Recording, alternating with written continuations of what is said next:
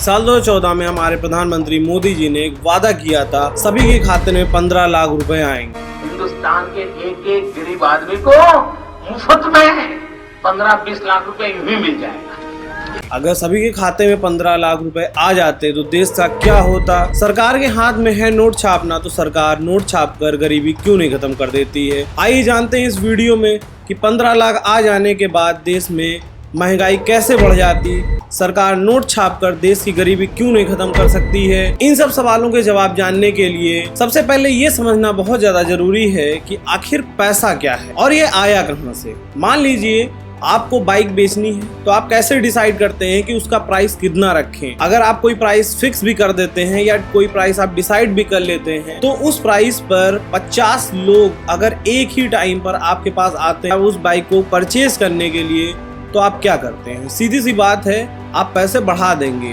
क्योंकि यहाँ पर आपके ग्राहकों की संख्या बढ़ गई है और आप तब तक पैसे बढ़ाते जाओगे जब तक कि वो एक प्राइस पर वो एक बंदा बाइक लेने के लिए तक नहीं तैयार हो जाएगा। ठीक इसी तरह से पूरी दुनिया में सारे प्रोडक्ट्स के प्राइस सेट किए जाते हैं, जिसको आम भाषा में डिमांड एंड सप्लाई भी कहा जाता है। कभी कभी आपने सुना भी होगा कि अचानक से प्याज टमाटर के प्राइस बढ़ने लगे हैं। इसका सिंपल सा मतलब हुआ कि प्याज की कमी हो गई है और डिमांड बढ़ गई है। इस सिचुएशन में सप्लायर भी वही करता है जो आपने अपनी पुरानी बाइक बेचते वक्त किया था। अब अचानक से सरकार ने बोला, भाइयों और बहनों, कल रात 8 बजे आप सभी के अकाउंट में 15 लाख रुपए आ जाएंगे। लेकिन अभी तक जिसके पास जितने पैसे थे वह उसी पैसे से काम चला रहा था। जैसे आपकी जो सैलरी है, मान लेते हैं कि बहुत कम है, तो आप दूर जाने के लिए बाइक का सहारा लेंगे, पास में साइकिल, ऑटो, इन सब चीजों का उपयोग करेंगे। अच्छा, जिन लोगों की ज्यादा सैलरी है वो लोग दूर जाने के लिए कार, ट्रेन, फ्लाइट का यूज करेंगे। लेकिन अचानक से प्रधानमंत्री जी ने देश के प्रत्येक नागरिक के खाते में 15 लाख रुपए भेज दिए, तो अब क्या होगा। जिसको जो पसंद होगा वह उस प्रोडक्ट को खरीदने के लिए दौड़ने लग जाएगा, क्योंकि सभी के पास पैसे होंगे। उस समय कोई गरीब नहीं होगा। मान लीजिए आपको कोई बाइक पसंद है, तो आप भी बाइक लेने के लिए दौड़ेंगे, क्योंकि बाइक कंपनियों के पास लिमिटेड स्टॉक है। शहर में आपके जैसे हजारों लोग होंगे जिनको वही बाइक लेनी होगी। वो सब शोरूम के बाहर खड़े होंगे, डिमांड बढ़ेगी, सप्लाई कम होगी, जाहिर सी बात है बाइक के प्राइस बढ़ जाएंगे। कंपनियां भी तब तक पैसा बढ़ाती रहेंगी जब तक उनके प्राइस पर कोई प्रोडक्ट नहीं खरीदेगा।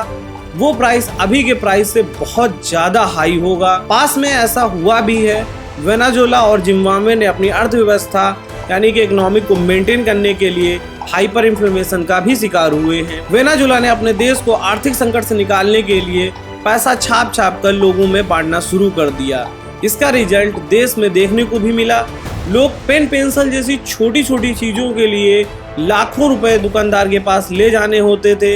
एक कप कॉफी की कीमत लाखों रुपए चुकानी होती थी, जिससे कि उनकी इकोनॉमी सुधरने के बजाय बहुत ज्यादा बिगड़ गई थी। सोचिए, लोगों को अपने घर का राशन लेने के लिए इस तरह से गाड़ियों में पैसा भर भर के ले जाना पड़ रहा था। तो आप समझ गए होंगे कि मोदी जी ने देश को संकट से कैसे बचा लिया है। मैं यहाँ पर किसी राजनीतिक पार्टी का प्रचार प्रसार नहीं कर रहा हूँ। वर्तमान में हमारे प्रधानमंत्री जी की मैं बात कर रहा हूँ।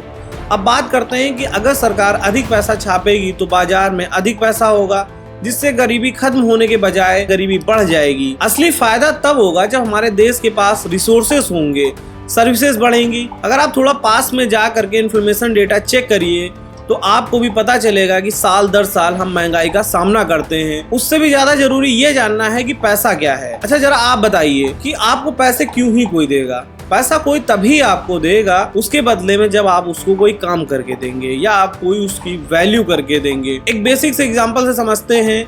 आपके ऑफिस से सैलरी तभी आपको मिलेगी जब आप 8 घंटे काम करते हैं, चाहे वो कोई भी अधिकारी हो। काम के बदले में ही दाम मिलता है। आप कोई भी एग्जांपल ले लीजिए, हर जगह आपको चीजें बदलनी होंगी, चाहे वो सब्जी वाला हो, राशन वाला हो, पेपर वाला हो। आपको जब तक कोई वो सामान आपको नहीं देगा, क्या आप उसे पैसे दे देंगे? शायद नहीं। अगर आप अपने दादा दादी से पूछेंगे कि पुराने जमाने में या पुराने समय में किस तरह से लोग खरीदारी करते थे, क्योंकि तब लोगों के पास ना ज्यादा पैसा होता था, ना इतना ज्यादा सोना चांदी होता था, ठीक है, ना वो इतने राजा रजवाड़ों से आते थे, तो वहां पर खरीदारी कैसे की जाती थी। हाँ, वो बताएंगे आपको।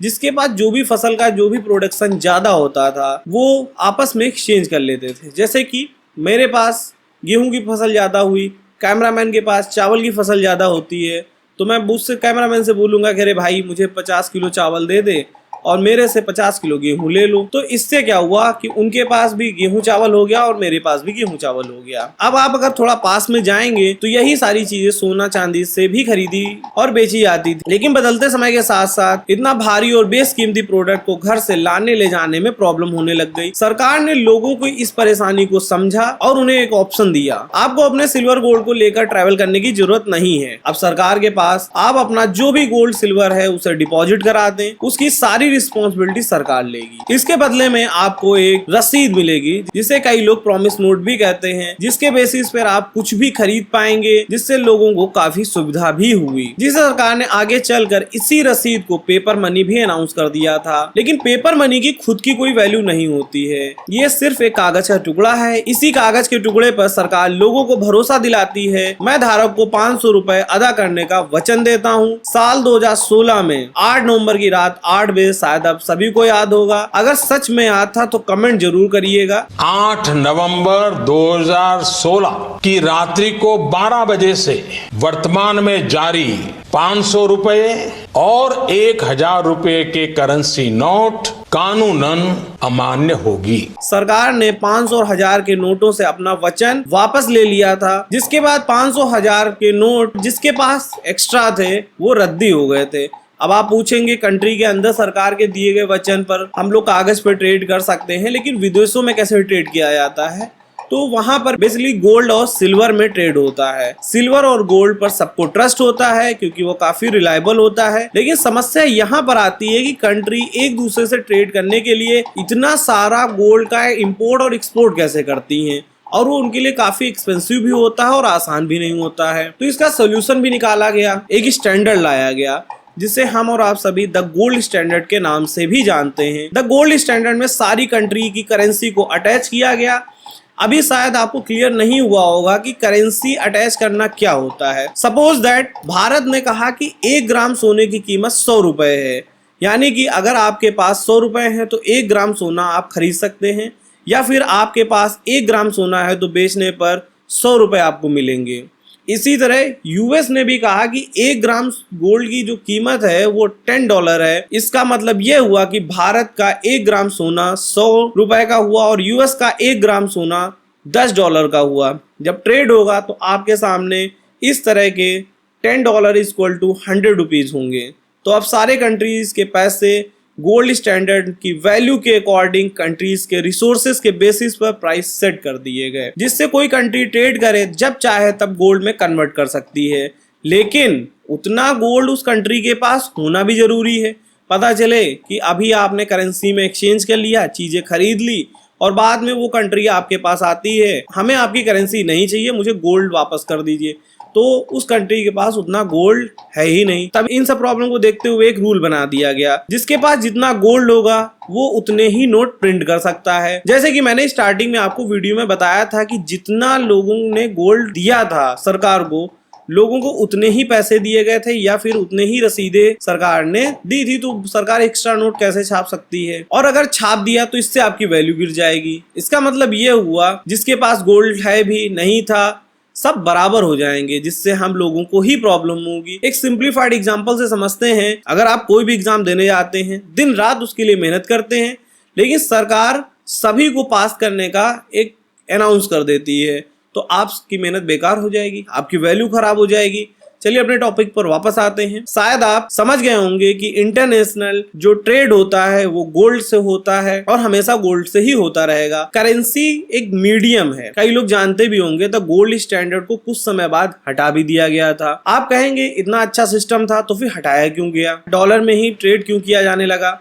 जब वर्ल्ड वॉर फर्स्ट शुरू हुआ तो देश को हथियारों की जरूरत पड़ी। यूएस से सभी कंट्रीज ने हथियारों की डिमांड करी। यूएस ने कहा कल को तुम्हारी इकोनॉमी या तुम्हारी अर्थव्यवस्था बिल्कुल ना बचे तो मैं करेंसी एक्सचेंज करने जाऊंगा कहाँ? तो सभी कंट्रीज ने अपना अस्तित्व बचाने के लिए ज्यादा मात्रा में सोना दे करके हथियार खरीदे। धीरे धीरे यूएस के पास गोल्ड पहुंचने लगा, क्योंकि यूएस मेन वेपन एक्सपोर्टर था। साल 1916 में यूएस ने एक साल में लगभग 10 लाख से 12 लाख हथियारों की सप्लाई की थी और देश को जुनून था लड़ाई करने का। जिससे उनका पैसा और गोल्ड धीरे धीरे खत्म हो गया, जिससे कंट्री इकोनॉमिकल क्राइसिस से गुजरने लगी।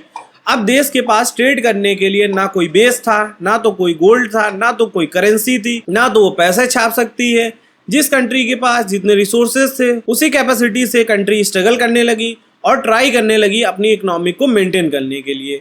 तब तक वर्ल्ड वॉर सेकंड स्टार्ट हो जाता है। अभी कोई कंट्री इकोनॉमिकली प्रॉपर वे में नहीं आ पाई थी या प्रॉपर वे में मेंटेन नहीं हो पाई थी। अब कंट्री लिटरली कर्ज में डूबने शुरू हो गए थे। यूएस ने फिर से हथियारों का जमकर एक्सपोर्ट किया। अब उसके पास दुनिया का 80% गोल्ड था। बाकी कंट्रीज कर्ज में डूबे हुए थे। यहाँ पर गोल्ड स्टैंडर्ड से करेंसी को अटैच करके जो भी ट्रेड होता था अब वो भी नहीं पॉसिबल हो पा रहा था, क्योंकि गोल्ड के बिहाफ पर देश नोट छाप कर ट्रेड कर सकते थे। लेकिन अब किसी के पास जब गोल्ड है ही नहीं तो ट्रेड कहाँ से होगा, नोट कहाँ से छपेंगे, और जब ट्रेड नहीं होगा तो देश की कमाई कैसे होगी। तो देश के लिए यह बड़ी प्रॉब्लम खड़ी हो गई थी, जिसको लेकर के साल 1944 में 1 जुलाई से लेकर के 22 जुलाई तक एक मीटिंग चलती है, जिसे हम ब्रेटन वुड कॉन्फ्रेंस भी कहते हैं।